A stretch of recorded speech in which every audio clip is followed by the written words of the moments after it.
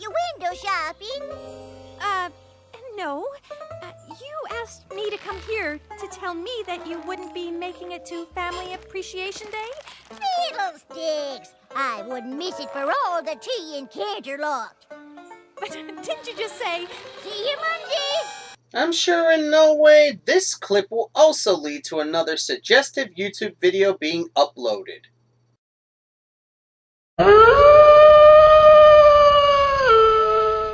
Hello everyone, I'm Keen47, aka Wolfkeen, and welcome to another edition of my My Little Pony Vlogs for Season 2. Today, I am talking about Family Appreciation Day, written by Cindy Morrow. You did it, Cindy. You made an episode that I freaking love. Oh, don't get me wrong, I love Winter Wrap-Up from Season 1. But this episode, in more ways than one, tops Winter Wrap-Up in my overall enjoyment factor. Mainly because I love the concepts that this episode shows, and I love its ideas. Let's get into it. The episode starts with basically Granny Smith making some kind of a ruckus because of the Timberwolves howling. She then starts saying that the Zap Apples are coming, which we learn later on that these Zap Apples are supposed to be like a special harvest that the apples do. So Big Mac and Applejack begin preparing these trees that are leafless. Like, these trees have no leaves whatsoever. And they begin preparing these trees with buckets, with buckets nearby to catch the Zap Apples once they are around. So what happens is that Granny Smith starts talking about how she starts to make Zap Apple Jam. That Apple Bloom is going to be taught how to make Zap Apple Jam from Granny Smith. So we begin seeing some of the procedures that she does. The first procedure that we see is Granny Smith, for some reason, instead of a bunny costume with Apple Bloom, and hopping over water, what you use to water your plants, sprinklers, hopping over sprinklers while saying A, B, C, D, E, F, G. So what happens while they're doing that is that Diamond Tiara comes to Sweet Apple Acres along with her father, Filthy Rich. What a name. But the reason why Filthy Rich came out here is because apparently the apples have a deal with Filthy Rich, where he gets a portion of the Zap Apple so he can sell it to his, so he can sell it to consumers around the area. Makes sense. But, of course, Diamond Tiara begins playing to Apple Bloom in more ways than one, saying that, aren't you, playing against her, basically saying, look at Granny Smith's weird traditions and stuff like that. Just basically make Apple Bloom embarrassed of what she's doing. And it does play this way in more ways than one, as Apple Bloom follows Granny Smith into Ponyville, and now she's singing for some weird reason. Singing out loud in front of every pony, and you have, every pony looking like, what the heck? So we basically go through the procedure for Granny Smith trying to get a pan, and then afterwards we see... No, is it weird bee thing o'clock already? Well, you already know what joke I took that from. But anyways, then we move on to, I think that's it. Afterwards, she gets the honey, and then,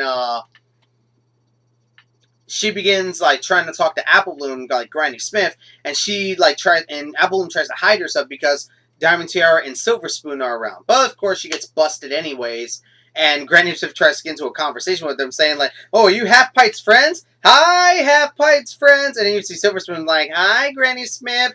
Hi, Half-Pint! I gotta hurt these chicks.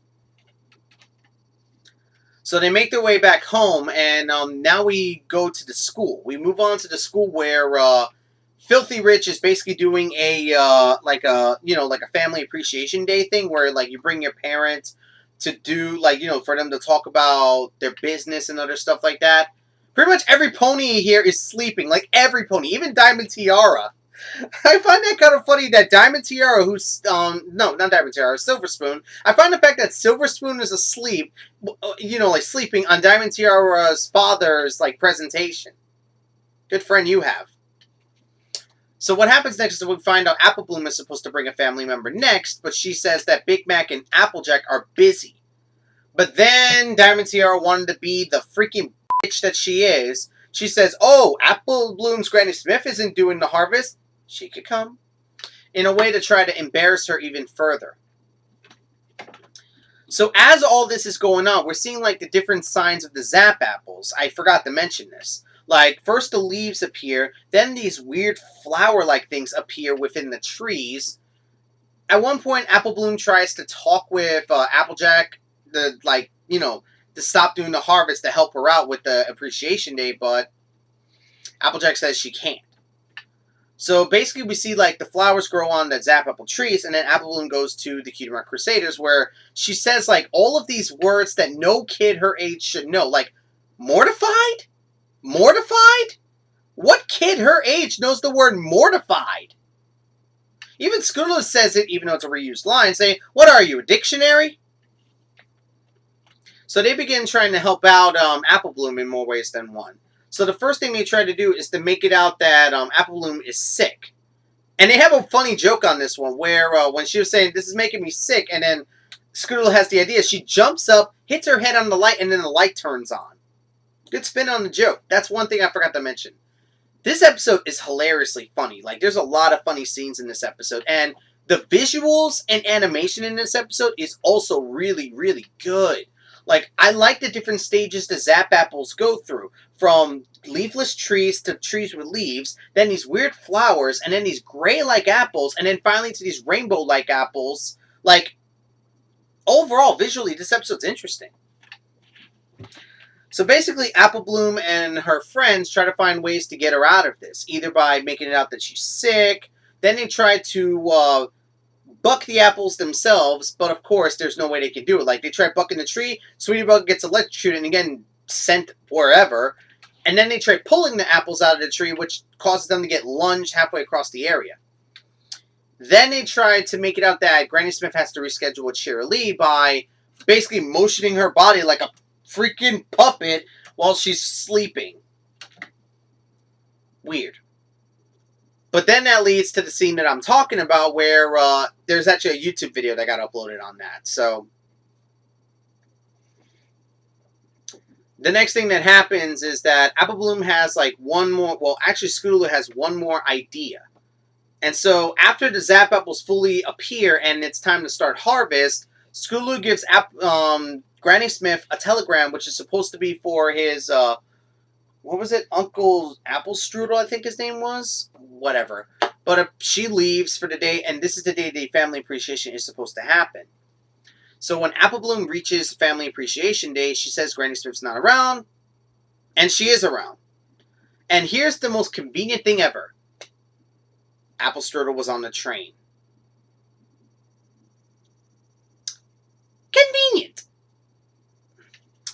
So what happens now is that Granny Smith decides to actually tell the ponies a little story. She talks about how a couple of years ago there was no Ponyville. Apparently, Granny Smith's family were pilgrims. They used to travel from land to land, and they travel from land to land collecting seeds. Their idea was that they would sell seeds and gather new seeds to keep themselves stocked, alive, and otherwise. So they go to Canterlot and they actually meet Princess Celestia, where Celestia notices that they're tired. They're getting they're trying to find a location that they can settle down and rest, and finally have a place of their own. So Celestia gives them a land near the Everfree Forest that they can settle down in. However, food is getting scarce at this point, they're running out. So Granny Smith, who's a mayor at this point, travels to the Everfree Forest to try to find some kind of food. And that's when she finds the Zap apple trees, in the Everfree Forest. So she gathers the Zap apples, and she almost gets, eaten by timber wolves, which, that's a weird design. But nevertheless. After she loses the timber wolves, she begins working on, planting these seeds with the Zap apples, and this actually leads to these trees growing rapidly. What happens is that Granny Smith starts learning how to handle these apples, paying attention to the different signs of when the Zap apples are going to grow in more ways than one. From the storms to the Timberwolves howling to the bats and other stuff like that. And they also found ways to use these Zap apples in more ways than one. Making pie, making cupcakes, making jam, and other stuff like that. But then Granny Smith learns other ways that she can make the jam better. So that's where all of this weirdness comes from. Like, covering the walls in pink polka dots. I forgot to mention that.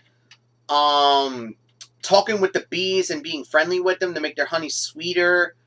Talking with the jars, which I forgot to talk about again. Like, talking with the jars so that they're actually a lot better for some reason. All of this stuff she did throughout the entirety of the episode had a reason. They weren't just random crap. It had a reason to make the Zap Apple Jam better. And apparently, because of this, the Zap Apple Jam became so good and wanted that ponies from across the area were traveling to get this stuff, including Diamond Tiara's great-grandfather, Filthy Rich. As a matter of fact, the Zap Apple Jam was the first stuff that he sold. Soon they had a small town, and that's how Ponyville was founded. As a lore and history person, that's insane! You would not think a character like Granny Smith had any kind of dealings to the founding of Ponyville. You thought she was just a kooky old lady, like Diamond Tiara says. Like I said, bitch. But the fact that she's actually a lot more, that's what teaches the moral. Don't take things for granted. That's what Apple Bloom did at one point. She took Granny Smith for granted, and look at this. She's actually more important than she thought. It's actually thanks to Granny Smith why Diamond Tiara's father has that business, Barnyard Bargains. So yeah, a lot of the ponies in Ponyville owe a lot to the Apple family and Granny Smith. Holy shit! I'm just saying, guys, like, holy shit! Do I really need to say anything more about this episode? This episode is amazing in more ways than one. To think about it, like, lore and history-wise, the fact that we find out about the founding of Ponyville, and the fact that Granny Smith, who we thought was a kooky old lady from season 1, is actually one of the most important ponies in the entirety of Ponyville. And the fact that it's thanks to her that not only is there a Ponyville, not only does Time and Tiara's father have Barnyard Bargains, like, it plays into the effect that this story would have never happened if Granny Smith wasn't, like, didn't do all this. It shows how integral this story is, like, this background story that Granny Smith does, to the entirety of the series in more ways than one if you think about it. And I absolutely love the moral. The moral is amazing. Like, this episode is phenomenal in more ways than one. I love its visuals. I love the art style that they go for. I love the fact that they gave Granny Smith a major role instead of just making her out to be crazy. They gave her reasonings for doing all this, like actual sense for reasons, and he didn't just make the Zap Apples the central idea. Like, the thing was that, yes, they played a role, but not the, like, they were the, what's the best word? They were a big part in the episode, yes. But they knew how to do it subtly, unlike Bridal Gossip. In Bridal Gossip, when we saw those blue plants, we were like, yeah, something's going to happen with those. With the Zap Apples, we didn't really know what to think of that. Like, how would that work into a story about Family Appreciation Day? And they found a way to do it! Honestly, this episode's phenomenal. I love this episode. This is going to be this is probably going to be in my top 5. This is definitely going to be my top 5. Top 3, easily, if you think about it. So, guys, until next time, I'm Keen47, aka Wolfkeen. Hope you enjoyed, and until next time, guys, take care.